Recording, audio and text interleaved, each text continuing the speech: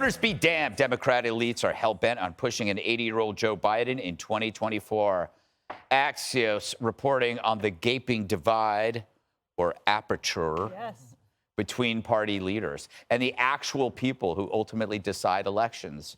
Biden's numbers across the board are in the crapper, another aperture. But that's not stopping top Democrats from getting on the Biden train. I'm going to say it every day. I think part of it is that we now have to make sure the American people, they've read what we have done, but they haven't seen it. And this second year is going to be a year of implementing, getting the good things that we did out. He's got a record of delivering for people. At this point, polls are just, do you like him or you don't like him? It's not a matchup. When we see a matchup, I think people are going to see this president has delivered, and that's why you see so many of my colleagues and me getting ready to help him win re-election. And while the big guy hasn't officially announced his re-election bid, it is looking imminent. State of the Union is over. When are we going to hear the big speech, the Biden-Harris 2024 announcement? So, as you know, Real quick. I am limited in what I can say. I can't talk about politics. I am covered by the Hatch Act. But what I can say is repeat what the president has said many times, is that he intends to run. I leave it there.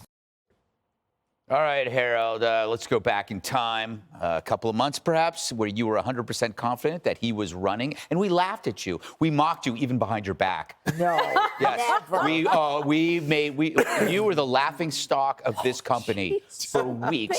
And now it looks like we have egg on our face, and you have the last laugh. Do you believe he's definitely running?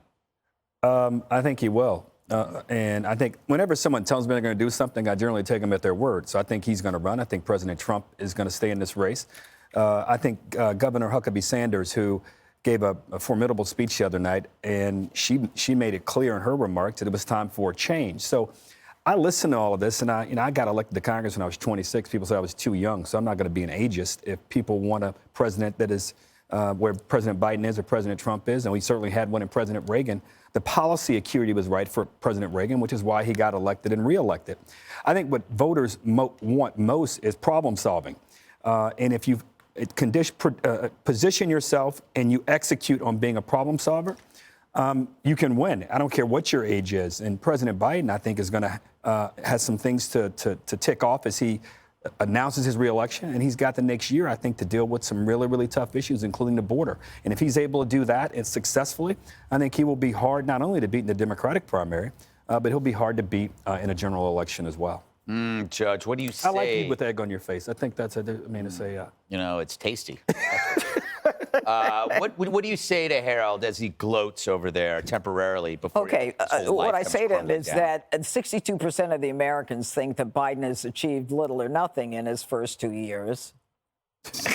I like Mahomes too. You yeah. Oh, okay. All right. But you know what I think is significant? The big thing is that people are saying, you know, he's too old. He's too, you know, he's cognitively declining and all that other stuff. Do you remember when Reagan ran for his second term? Do you know how old he was when he ran for his second term? He was 73. I mean, this guy is going to be 83, 10 years older. I mean, and you know, so I think that's a concern.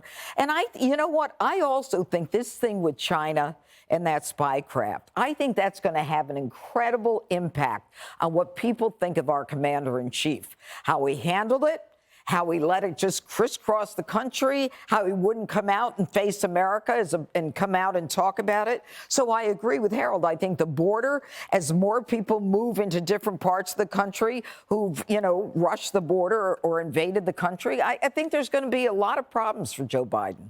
You know, it's like 2 years away, Jesse, and we've already seen a marked decline in Biden's, cognition. And so it could get really, really bad. Yeah, but it doesn't matter. No. Because he's shown how to win elections if you're a Democrat. You don't campaign, and you let the media and the minions do your dirty work. You don't focus on voters, you focus on ballots, and you talk about unity. And then when you get into office, you don't talk to anybody. You don't talk to reporters, you stay off social media. And if you do have to say something before you get on to Marine One, you just say yes, or you say no, or you say, my people are briefing me and we'll decide soon. That is the game plan. You don't have to do anything to be a Democratic president. You just read whatever notes your staff tells you. Call on this person, don't call on that person, or call on nobody and then you go home to Delaware. You just stay out of the picture because every American is on their phones all day. So if you can create a nice, gentle impression on their phones, sometimes not an impression at all, then you're just cool with the voters. Don't do anything controversial. Don't do anything bold. Don't take responsibility for anything. Take credit for everything good that happens. And that's your MO, because everybody's here. So that's the plan.